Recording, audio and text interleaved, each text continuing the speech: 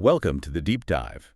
We take your sources, like this really compelling recent conversation, and we pull out the essentials for you. Yeah, the key insights, the surprising bits, the things that really connect the dots. Exactly. We help you cut through the noise so you get a clear understanding. This is tailored for you, the learner, who wants to grasp complex stuff thoroughly, without getting overwhelmed. And today's mission is unpacking this intense discussion between Yanis Varoufakis, from Diem 25, and Professor Jeffrey Sachs from Columbia. Right. They're looking at these huge global crises and arguing that, well, a lot of it stems from misguided Western policies, creating a really unstable situation. Absolutely. Varoufakis brings that firsthand European political and economic insight, doesn't he? He does. And Sachs has this huge analytical background advising governments, international bodies for decades. So it's a powerful combination of perspectives. Definitely. And their conversation, it was originally a Diem 25 live stream, right, with audience questions too. Yeah, it covered so much ground. Ukraine, Trump's potential return, the global economy. The climate emergency, Palestine, it's all interconnected. So our job here is to guide you through it, pull out the really crucial bits, those aha moments. Okay, let's start where they did with Europe. Varoufakis went back to that the pretty stark Diem 25 prediction from 2015. Oh, yeah, the one about Europe possibly collapsing within a decade, which puts us right about now. Exactly. He talked about this toxic mix, austerity for most people. But socialism for the bankers, as he put it. Right. And then underinvestment in green tech, digital tech, the important stuff. Plus, being tied too closely to the U.S. and NATO, getting pulled into what he sees as a new Cold War with China. And he argues that those things diagnosed back in 2015, the austerity, the bailouts without fixing core issues, the lack of future investment. We're now leading to this, paralysis in Europe. Yeah. He sees industry struggling, deindustrialization happening, especially in Central and Northern Europe. And the result. He calls it idiotic warmongering. Military Keynesianism, basically. Right, the idea that spending on weapons stimulates the economy. Yeah, pouring money into arms, he mentioned Volkswagen, possibly shifting towards tanks via Rheinmetall instead of sustainable investment. It paints a pretty grim picture. Political decline, moral feelings, especially on Palestine, he feels, and just becoming less relevant globally. The core idea here from both of them, really, is that Europe's current problems aren't just happening now. They're the result of these long-term weaknesses and bad policy choices. And that disappointment, you can hear it in Sachs's voice, too, thinking back to his own involvement in the Greek crisis in 2015. He seemed initially more optimistic about Europe, didn't he, compared to how he saw U.S. foreign policy? Yeah, he listed the U.S. missteps: Vietnam, Iraq, Afghanistan, Libya, Syria, NATO expansion against promises to Russia.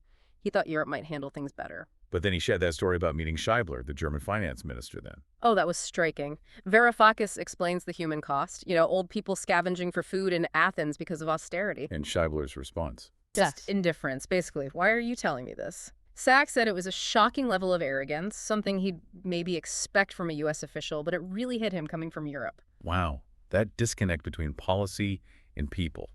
The Troika, by the way.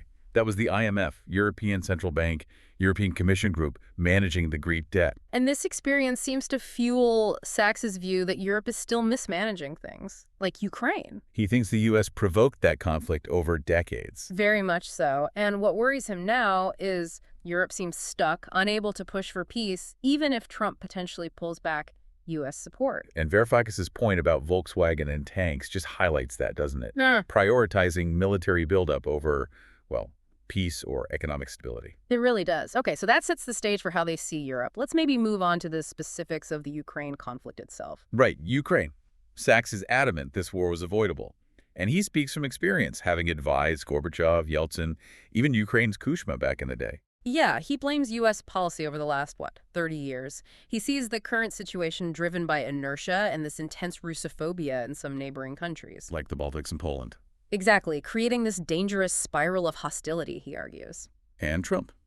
If he returns, Sachs thinks he'll likely pull back support. Yeah, sees it as Biden's war, a loser, maybe try to grab some quick wins like mineral access, but no big investment. But he faces pushback, right, from the U.S. security establishment. Oh, definitely. The military-industrial complex, CIA, parts of Congress, they want to keep confronting Russia. So if the U.S. pulls back, what happens to Ukraine? That's the stark choice Sachs sees. Battlefield destruction or peace talks. He finds Europe urging them to keep fighting just mind-boggling. Maybe they just want to keep the war far away. And Sachs insists Russia doesn't want endless war, and Ukraine's natural place was neutrality. That's his firm belief, neither NATO nor Russian aligned. But he feels the U.S. just doesn't understand neutrality, maybe even rejects it entirely. He used some strong words for U.S. leaders post-91. Stupid and incredibly arrogant. He did. That whole "we won, you lost" attitude towards Russia, pushing NATO expansion, abandoning treaties. And he had that analogy, U.S. plays poker, Russia plays chess. And China plays Go, implying the U.S. approach is shorter term, maybe more based on bluffing, lacking that long game strategy. He also went into the 2014 coup in Ukraine, Russia's reaction in Crimea, the push for autonomy in Donbass via Minsk II. Right, Minsk II, modeled on South Tyrol's autonomy, he said, but undermined by the U.S., he named Victoria Nuland specifically. And then he quoted Kissinger. That cynical line, "To be an enemy of the United States is dangerous, but to be a friend is fatal." Applying it directly to Ukraine, trusting the U.S. Chilling. Varoufakis added that bit about the former Estonian PM, Kaja Kallas. Yeah, calling for Russia to be broken down. Varoufakis called it madness, especially since she became the EU foreign policy chief. Sachs seemed personally dismayed by that, given his connection to Estonia and her father. He did. They also briefly touched on the UK's role and Macron's mixed messages on NATO for Ukraine. It's all incredibly tangled. Which inevitably leads us to the global economy, especially with the prospect of Trump returning. Exactly. Varoufakis shifted focus there, looking at Trump's potential plans for trade, for the dollar. He mentioned Stephen Moran's paper about devaluing the dollar but keeping its exorbitant privilege. Yeah, that special advantage the dollar has as the world's reserve currency, kind of like Nixon did in the 70s. And Varoufakis was trying to see if there was some logic there, beyond just the media criticism of Trump. Right, looking at advisors like Marin and Vassant, seeing this goal of maybe a 25–30% devaluation using tariffs, currency move, he suggested some of that might already be happening. But Sachs is having none of it. Thinks there's no real long-term strategy. Pretty much. Sachs argues real economic success comes from science, tech, education, infrastructure, things he thinks Trump actively undermines, like attacking universities. Sachs connects the big U.S. trade deficits back to the budget deficit, right? Around 7% of GDP. Yes. And the dollar basically acting as this endless credit card. He slams both parties for fiscal irresponsibility, blames the influence of money in Washington. And tariffs. Sachs sees them as clumsy. Very.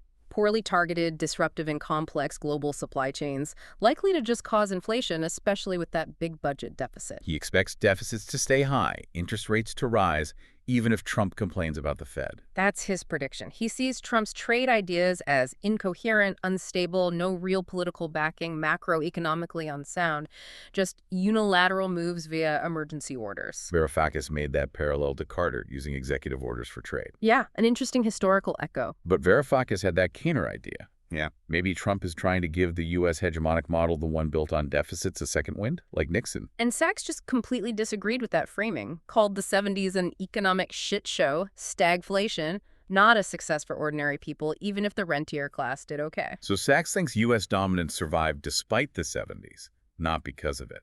That's his take. He acknowledged the clever Saudi oil dollar recycling deal was important for the dollar, though. But he sees Trump's path leading back towards lower living standards, higher inflation, like the bad parts of the 70s. Then Varoufakis had that interesting thought. What if Trump's plan succeeded? A smaller trade deficit might actually anger the financiers who rely on capital inflows. Right, so failure leads to a divided world. Europe may be crushed, U.S. doing okay because of cloud capital. But Sachs sticks to his guns. Trump's path means lower living standards, more inflation. It's a fundamental disagreement on the potential outcomes. Okay, let's bring China into this picture now. Yes. Varoufakis brought up two questions from Chinese viewers, which was insightful. The first was about whether China resisting Trump might embolden other countries, Vietnam, Germany, Spain, or if they'd just fold. And Sachs's take is interesting. He thinks the global trading system will basically move on, potentially isolating the U.S. somewhat. He doesn't think the U.S. can build that anti-China coalition. No, he thinks the U.S. just doesn't have the relative economic weight it once did. The U.S. market isn't the center of the universe anymore, dictating everyone's foreign policy. Germany might be an exception, being more dependent on the U.S. market. Possibly, but many others aren't. And he dismissed the idea of some huge Chinese export surge into Europe, creating an anti-China bloc. He pointed to shaky U.S. finances, the U.S. being a debtor, Trump's tariffs not really working, as signs of a weaker hand. Exactly. And meanwhile, China is busy building trade ties in Southeast Asia, Africa. He sees the U.S. as a diminishing force making bad bets, basically. Ukraine, the economy. And this leads to his prediction about the dollar's exorbitant privilege, ending within a decade. Yeah, for three main reasons, he says. One, the U.S. economy's shrinking relative size, abuse of the privilege, fiscal irresponsibility, yes, but also weaponizing the dollar through sanctions, seizing reserves, people notice that. And three, Technology. SWIFT looks old compared to new digital payment systems like China's central bank digital currency. And the U.S. is lagging, partly because Wall Street resists it. the Varoufakis suggested Trump's pressure might actually push Beijing to internationalize the renminbi faster. Maybe even create a BRICS alternative system. Kind of a new Bretton Woods, yeah, anchored by the renminbi, even with capital controls like the original had. And Sachs agreed China is leaving cautiously that way, opening up financially. Yes, and using its position as a savings surplus country, meaning lower interest rates, to finance things globally, like infrastructure, often in renminbi, especially helping Chinese firms invest outward, into ASEAN, for instance. So Sachs reiterated his three reasons for the dollar's decline: relative weight, abuse of privilege, and better tech elsewhere. And Varoufakis added a fourth: China's integration of cloud capital algorithmic finance with things like WeChat and the digital currency, something Wall Street actively blocks in the U.S., he argued. Okay, what about that second question from China, about Taiwan? If tariffs don't work against China, would Trump provoke something there? Sachs was incredibly blunt on this. Any U.S. moves on Taiwan are playing with conflagration, playing with disaster. Like the thinking on Ukraine, what can Russia do, just applied to Taiwan and China. Exactly. He mentioned Brzezinski's analysis back in '97, dismissing Russia's ability to resist NATO expansion, another big U.S. strategic error, in his view. He talked about the U.S. first island chain strategy and the thinking in D.C. possibly leaning towards war over Taiwan. Yes, and he warned if Taiwan acts like Ukraine declares independence, thinking the U.S. has its back, war is pretty much inevitable. And the outcome of such a war. A U.S. defeat in a conventional war in China's waters, he thinks. With a terrifying risk of escalation to, well, global annihilation, his conclusion was stark. Anyone in D.C. pushing for war with China is out of their minds. Which brings us to another deeply concerning area they discussed: Palestine. Hmm. Varoufakis framed it as a genocide. Yes, and he put ending it alongside the climate emergency as the core duty of our generation. He was scathing about the EU and U.S. undermining international law to, as he sees it, facilitate Israel's actions. You could really feel the anguish, couldn't you? That global outrage seems to be met with more entrenched positions from Israel, Washington, Berlin. Absolutely. He mentioned his own ban from Germany, even remotely via Zoom, as an example of that crackdown. Sachs drew parallels again. Just like avoiding the NATO push might have saved Ukraine, and not arming Taiwan could prevent war there. The solution in the Middle East is the two-state solution on 1967 borders, supported by almost everyone except Israel and the U.S., he stressed. He condemned Germany's behavior as miserable and Israel's actions as a vulgar abuse of power, citing that incident with the UN rapporteur being blocked in Berlin. But he did hold out some hope, pointing to the huge UN General Assembly support for the two-state solution, over 180 countries. Though the U.S. vetoes Palestine's membership in the Security Council. Right. But he mentioned the Arab Peace Initiative, the OIC, other global bodies, all backing that solution. His point was the U.S. could stand up to the current Israeli government, which he called extremist, violent, criminal. Because supporting them isn't really in America's interest. Exactly. He put U.S. policy down to the influence of the Israel lobby, calling it a form of corruption, and also the role of Christian Zionism. Varoufakis pointed out this deference isn't just a U.S. thing anymore. It's spread even to places like Greece that used to strongly back Palestine. And Sachs dropped that detail about the U.S. National Security Council director for Israel and Iran reportedly being an Israeli-born dual citizen, formerly with the Israeli Ministry of Defense. Wow. That illustrates the direct influence. Yeah. The U.S. ambassador to Israel apparently not believing Palestinians exist as a people. Yeah, it paints a picture of very direct, specific influences shaping policy. Okay, let's turn to the climate crisis. Varoufakis felt the green agenda got pushed aside, didn't he? First by the 2008 crisis, then especially by Trump's drill baby drill approach. And Sachs was blunt. We've already passed the 1.5 degrees Celsius warming limit from the Paris Agreement. Done. He cited James Hansen. Hmm. Warming is accelerating faster than IPCC projections. Yes, partly because cleaning up sulfate pollution has sort of unmasked the warming that was already there. We're in a really dangerous phase, he warned, with rapid temperature rises, potential tipping points like ocean circulation shutdown. This really acts as a threat multiplier, doesn't it? Hmm. Intersecting with all the other instabilities. Absolutely. But he did see a bright spot: China. Because of their massive investment in zero-carbon energy. Yes, and leading in solar, wind, nuclear, hydrogen, EVs, batteries, the digital side of it.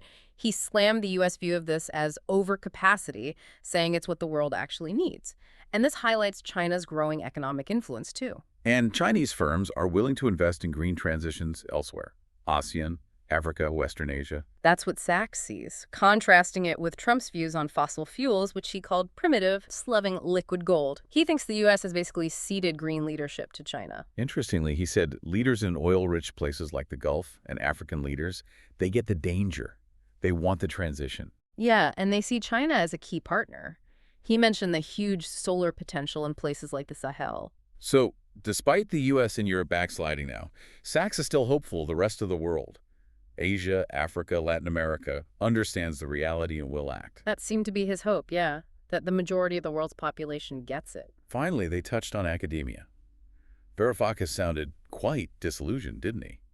He saw it as a refuge for critical thought, but feels it's become commodified. Yeah, over the last 20, 30 years, he even mentioned his own university bending the knee to Trump.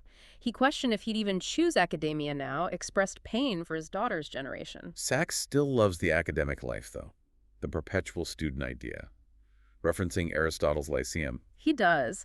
But Varoufakis acknowledged that while tenure helps, younger academics are under immense pressure, chasing grants. Sachs agreed it's tough, but still felt the core academic life is wonderful and believes universities will reinvent themselves with tech, online communities. He still recommends it. But Varoufakis ended on a note of responsibility, didn't he? That those with academic privilege need to fight for a future where everyone can have that life of learning, especially with AI's potential. And he lamented the lack of progress, saying they need to redouble efforts. A sobering thought to end on. So summing up this deep dive, Europe's at a really critical point. Economic worries, questionable policies. The Ukraine war, an avoidable tragedy with massive global fallout. Huge uncertainty around Trump's potential economic and foreign policy moves. A definite shift in the global economic order, with China's influence growing significantly. The climate crisis, incredibly urgent, still not being adequately addressed. And academia itself facing major challenges and changes. And the key thing, as they both stressed, is how interconnected all this is. These aren't separate issues. Exactly. They feed into each other, make each other worse. It's a complex web. So here's a final thought for you, the listener. Given this interconnectedness, these cascading risks, which of these crises do you think poses the most immediate, the most significant threat right now? And what role can you, as someone trying to stay informed, play in understanding it better, maybe even addressing it? That's a heavy question to ponder. It is. Thank you for joining us for this deep dive into these really complex global issues. We hope hearing these perspectives helps, and we encourage you to keep digging deeper, keep trying to understand the forces shaping our world.